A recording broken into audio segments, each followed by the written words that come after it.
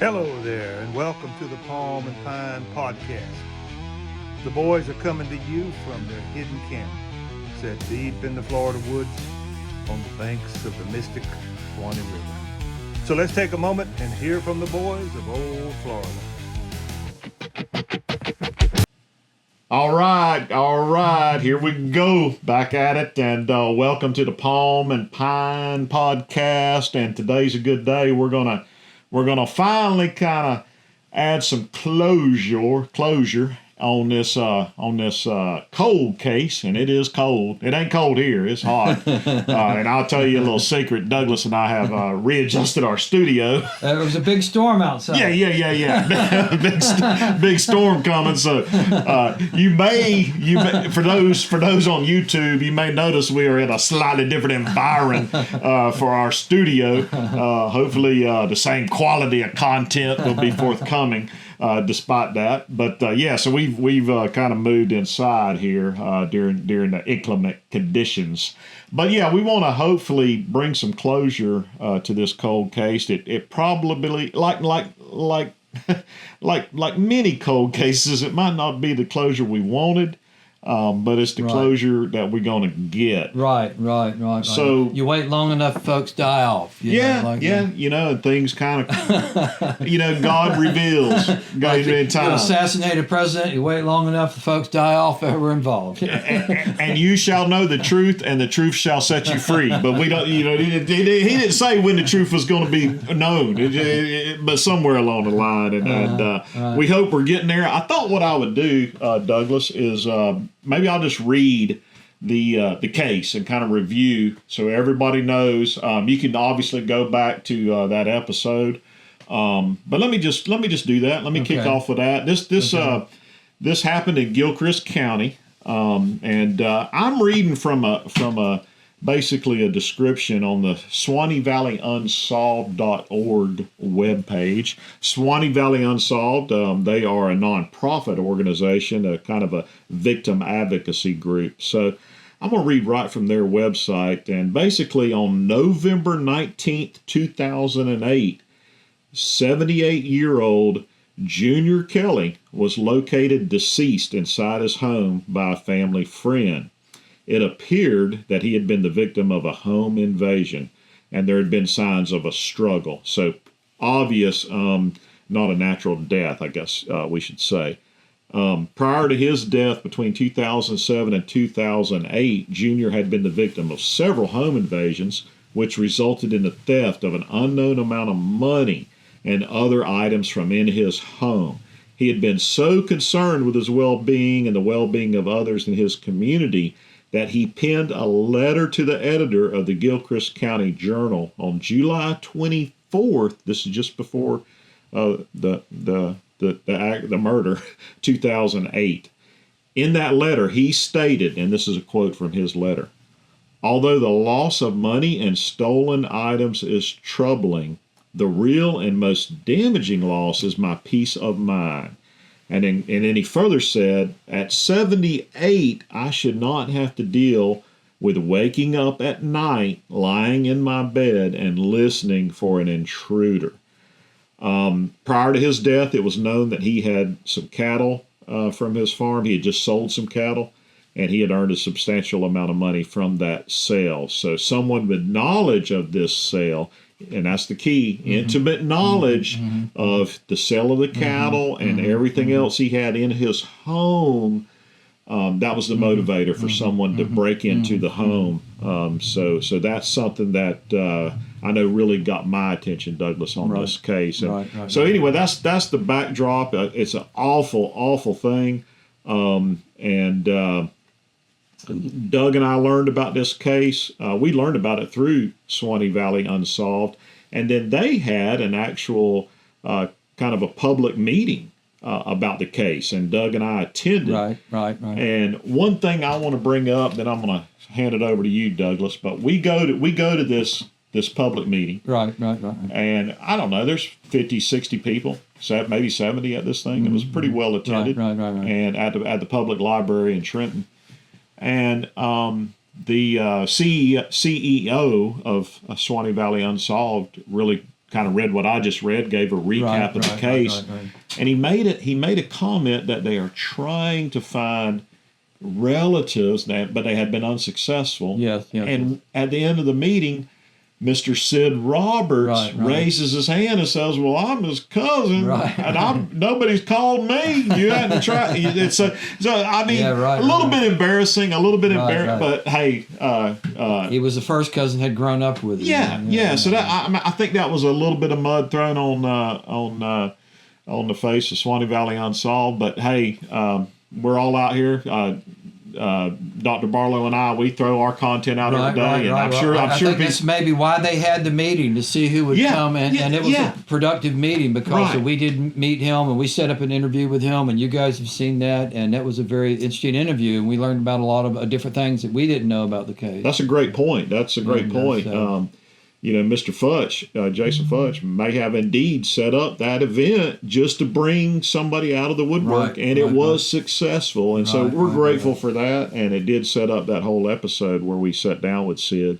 What else you got, Doug? We kind of went on this journey, so I'm trying to recap. One name that kind of stood out was the Bull Culpepper character when we talked to him, because he had been rumored to have served time before, and so we're looking for somebody that maybe had an alcohol drug problem, a history of violent behavior, So we looked deeper into him, and we did find some interesting information about him and his past, and we want to reveal that now and bring it to Sid's attention, maybe get him on the phone and see how he reacts to the information about Bull Culpepper, who we have learned was a Richard Lee Culpepper, it does appear. Now, all this information we have is publicly available. Anybody can verify this and find this, but I don't think Sid knew everything about what was going on specifically with Bull Culpepper in his life. So it will be interesting to see how he reacts to this new information. Yeah, so we're going to give him a call here today and try to kind of learn what he knew about, because he did bring that up in the past interview. And like I say, we've gotten some more information on Bull. Now, part of that journey was we had a call. We had a call with Tammy Jones. Tammy Jones, private investigator. A private investigator, and that. We're not gonna air that entire conversation. Right. We went offline for some discussion. Right. And out of respect for her and us not getting locked up, we're not going to go into all of that. And we should say she is an officer of some sort with Swanee Valley Unsolved. That's I forget what her position was. Yeah, she I think she oversees the Gilchrist County region. Okay. So she's the point of contact for this area. Yeah, it was a very productive interview we had with her, and she even kind of pointed us towards another cold case where we may be going next, because we may be near closure with the Junior Kelly case. Yeah, and she had a John Doe case that she brought to our attention, and I'll throw some clips of that conversation that we had with Tammy. I learned a lot about that vocation, if you will, of being a private investigator. She does a wide variety of work, as she kind of shared some of that with us. And it was a fascinating call. She's earning her pay, I can assure you, with the hours and the work she puts in. I guess I came away from it, Douglas, with some ideas on things I might hire her to do for me. Look into some of my enemies, They'll do it. Yeah, she will do it. They're kind of like mercenaries, right? So she will look into what you need to look into. Right, but some of the tools she had at her fingertips were impressive, and some of the resources. And so she kind of got us going on the right track on some of these things. And again, it was a great conversation. So yeah, we'll do that.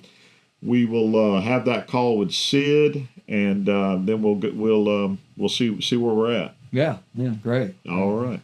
So Douglas, we had met with Sid. Sid Roberts. Yeah. Sid Roberts. Now, what was his relation? He was the first cousin to Junior Kelly. And he was living not far away at the time of the murder. And they kind of grew up together. Yes. So he certainly he'd been trying to help Junior, I think, with all the break-ins and all that kind of stuff. And the other important thing is he knew like the entire cast of characters. Right, right. You know, one character that really caught our attention was Bull Culpepper. You know, there was a rumor that he had served some time, and we've come across some information on him, and we should say this is information that's publicly available.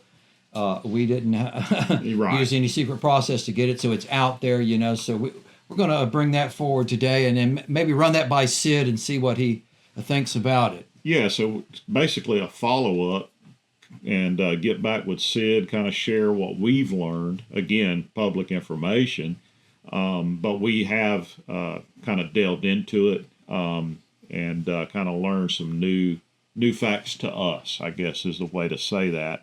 And probably makes us better prepared to now talk to Sid again. Right, right.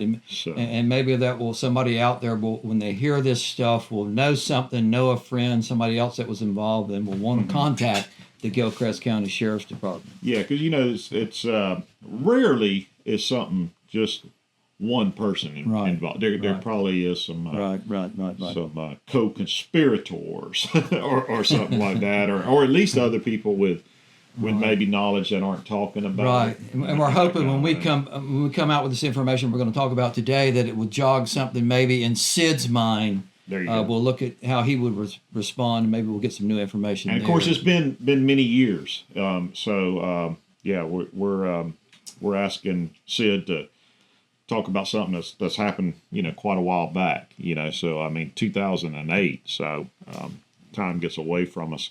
Let me get Sid on the phone. Great. Let's see if we can get him. See if we can get him on the phone here, and I'll let you kind of lead the discussion. Right.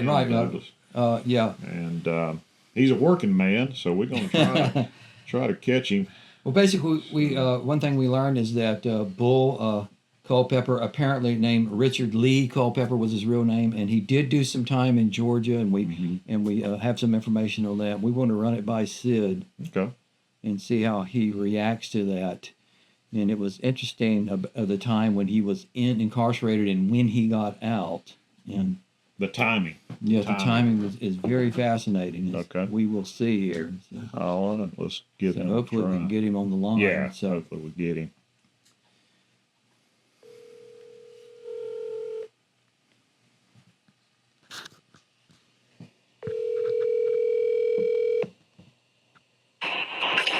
Good morning. Good morning, Sid. This is Steve Barlow. How you doing? I got my brother Doug here with me. Hey, Sid. Doug Barlow here. Hey, Doug. Hey, how are you? We just wanted to run some stuff by you today. We learned some new things about the case, and especially about Bull Culpepper. You know, he kind of piqued our interest when we talked to you, and we just wanted to run this by you and see what you thought about it. So we learned that his real name was Richard Lee Culpepper, and he did... Yeah. Right? Call him Ricky. Okay.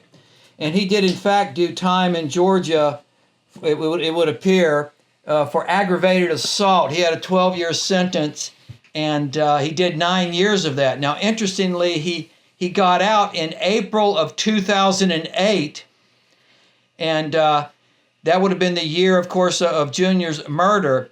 And so he showed up on the scene of about April in 2008. Does that sound about right to you? Yeah, he was working for Junior prior to Junior's death. Right, okay. So it was within the same year. So he would have probably been on parole from Georgia during that time period. Were you aware of that?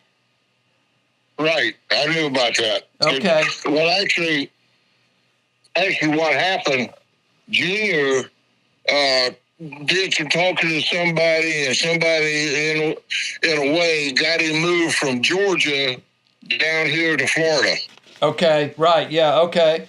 That would have happened. So everybody kind of knew about it. You know, it's interesting. He was serving time for aggravated assault. It must have been pretty serious for them to give him 12 years, and he would have been about 40 at the time of his original incarceration. Did you know anything about the incident? No, I do not. I'll be honest, because I'm kind of one of these guys that I stay out of everybody else's business. Yeah. Yeah. And it's just, and it didn't happen around here, at the time. It happened up in Georgia. Right. Mm-hmm. And Okay. Well, as you can imagine, we would have loved to have spoke to Bull, but unfortunately, he passed away in 2014. Were you aware of that? I do hear he passed away. Yes, apparently he passed away in 2014, and his funeral was I think everybody that was involved in that murder is passed. Oh, wow. You know, it's interesting that there's some public eulogies that were posted about him on the Watson Milton Funeral Home website, and his brother Sam Culpepper posted one. Now, this is a public thing, and I wanted to read it to you and get your reaction. Okay, so I know Sam was a correctional officer. He's way up in the correctional facilities. Okay, I'm not familiar with him. Now, I'll just read his eulogy. He said, God released my brother from the demons that bound him for years. Like other members of our family who have gone on before him, my brother struggled with alcohol and drug addiction that eventually led to his death. Then he goes on to say, when he was sober, he was a lot of fun to be around, as if when he was not sober, he was not much fun to be around. So that's a public eulogy everybody can read about his brother. Right. So he's kind of saying, you know, this guy had some issues, some demons. Yeah, like I said, I think that everybody that was involved, because Larry Roberts was the last one. Okay. Do you remember anybody that Bull would have hung around with, ran with during those years? No, I wouldn't have any idea. Mm-hmm. Would Larry Roberts might have been one? Well, Larry would, yeah. I mean, because Larry and gosh, I don't think of the guy's name. Larry had a guy that drove the truck for him. He was a trucker, and he was one of them. I can't remember his name right now. Right. I don't know. I mentioned it when we were talking before. Now, when Bull got the I guess the permission from the authorities to then be in Florida, obviously he was on like a probation or some kind. I'm sure they were watching him. Well, he was assigned to Junior. Okay, there you go. Did he live there with Junior or over with his mom? He lived with his mom over there at Waukesha Flats. Okay, and that was Junior's girlfriend, basically. Right, that's Mildred Culpepper. Yeah. Right.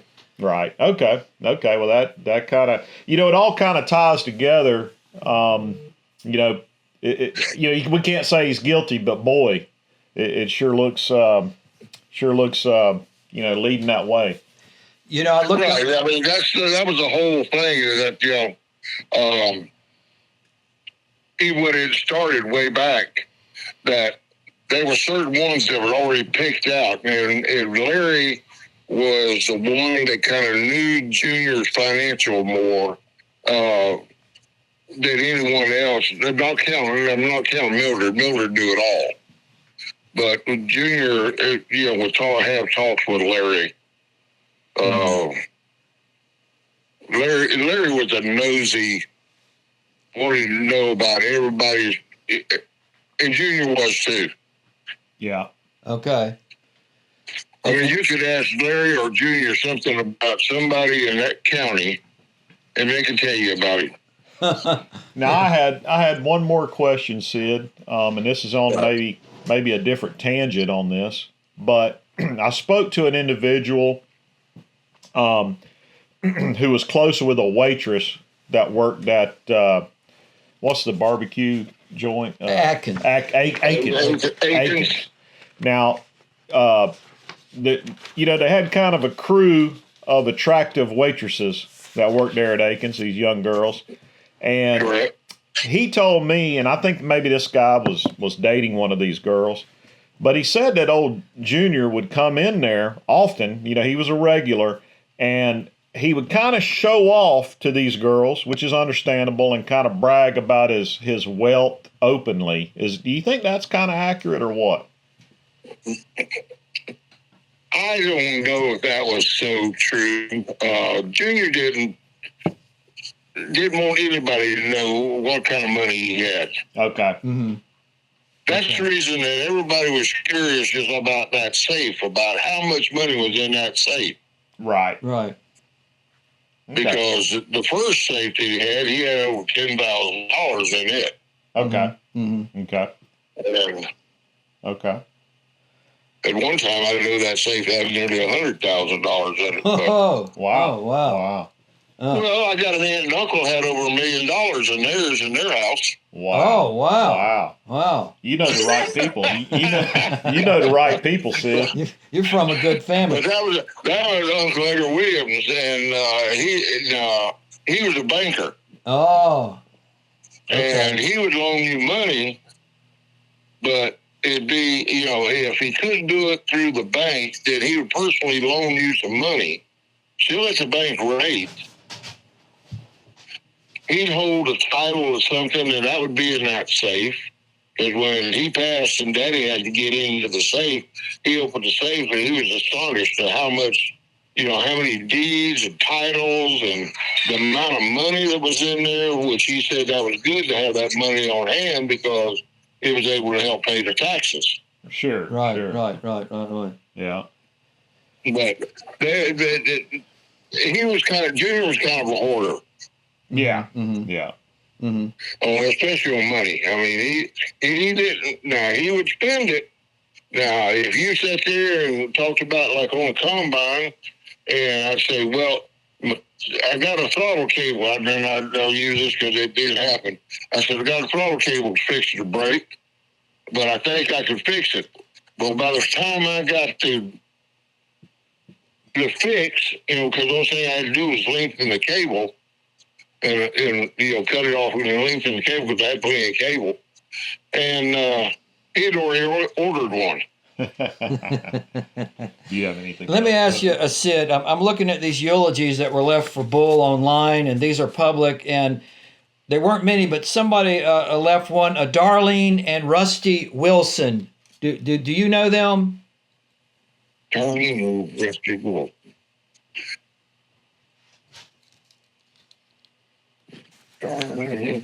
Darlene, I didn't know that Darlene came up here. She is the daughter of Uncle Kelly's brother or something like that. Okay, so you don't know of them firsthand. What about another person on the that left the eulogy, Peggy Campbell? Does that name mean anything to you? I don't make. No, I've never heard that name. Okay. All right. Well, hey, I think we kind of come to our, I don't want to say again conclusion, Sid, but I think we understand a lot more about this, and we sure appreciate you spending so much time with us because you helped us immensely to kind of understand and peel back the layers of this thing. Right, and a lot of people have watched these interviews we've done with you, and I think it's been a great help to get the information out there. And Well, I was hoping that. I mean, personally myself, I feel that the case is over with because the ones that I know, I feel, and where the evidence went, they have passed now. Right, yeah. Are you willing to say who those people are? Who you think those people are? I'd have to talk to Doug about that. Yeah. Before I did that. Okay. Yeah. I understand. Well, Sure. we are certainly grateful, Sid, and what I would like to add too is more than anything, we've sure enjoyed meeting you. We're glad to know you now and to call you a friend. And I enjoyed our conversation out here. Yeah, and we're right across the river as the crow flies, maybe 2 miles from you. And I'm making a list of skid steer work, so I'll be calling you again. And we, of course, if we'd like to use this phone call on our little podcast, if that's all right with you. Yeah, I don't have any problem. Awesome. Well, hey, thank you, Sid. There's no fibs in this. No. I tell what I know, and then I don't know. I'll tell you. Yeah, but the only people on this call that don't know what they're talking about is Doug and I. So, but hey, I'm making a list of skid steer work, and I'll be calling you soon. So we appreciate it taking the time with us. Well, I appreciate it. I mean, I'm glad you're looking into it. I mean, you get more insight than that I dug into it to a certain point, and then when I had my mind filled with who I thought it was and everything, that my evidence didn't lead any further, then I kind of left it alone. And, and I said, well, the fate of God will, cast upon, all of this. Right. Well, sure enough. That's the truth in all things, and we rest our faith there for sure. That's right. That's right. But hey, thanks for taking the time, Sid. We'll be back in touch, sir, and try to stay cool on that skid steer. All right, y'all take care of yourself, man. Thank you. Bye-bye. All right. All right. Well, that went well, and he seemed to, there was some information he didn't know. And I think he is leading in the right direction. The principal participants probably have passed away. Right. Probably somebody got intoxicated, lost control, probably had a partner with them. And I didn't get to talk to him, but I did get some data from, this is the federal government data, the United States Sentencing Commission findings. They studied 10,000 violent offenders in 2005, and they found that about over 60% of them would go get arrested upon release within the first year or so after they were released. Mm-hmm. So Bull Culpepper would have at the time, I think, to investigators, been someone that would have been looked at thoroughly. And maybe that happened, and right. They didn't find anything there, but who knows? Maybe not enough for a grand jury to indict him or whatever. Perhaps. Yeah. Perhaps. But it's I hate it, but it's true. Past behavior is indicative of future behavior. And right. When you have those addictions, and I mentioned that on the first time we were studying this problem, and I mentioned it was probably somebody with a drug or alcohol addiction, and we see that with our police tells that we tell that we satire here. A lot of time the person is heavily intoxicated on something. Yeah. So that brings out the demons in you. I guess all of us have a certain amount of demons in us, and what we've learned is the way to address them is not by alcohol or drugs. Or it lets demons come in and attach to you, one of the two, because it exacerbates. Usually you're doing bad things when you get hopped up on that Florida cocktail. You're not out doing good things. Right. You're not out. You increase your proclivity to good deeds.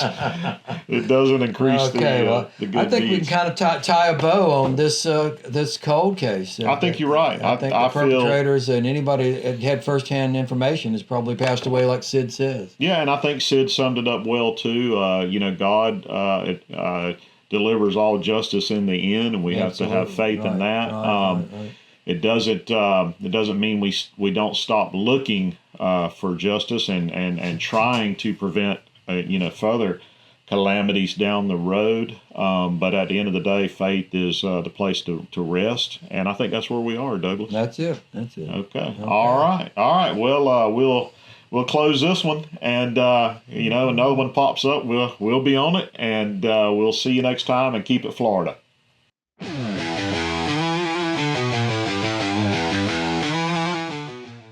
We hope you've enjoyed today's episode of the Palm and Pine Podcast. This podcast is for informational and entertainment purposes only and should not be considered professional advice. The views and opinions expressed by the host or any guest are our own and do not necessarily reflect the views of any affiliates. Our opinions are just that, opinions, and are not legal or medical advice. But in our opinion, avoid lawyers and big pharma at all cost. Copyright 2025, Palm and Pine Podcast. All rights reserved. Please subscribe and share. Okay, until next time, keep it Florida, and we'll see you soon.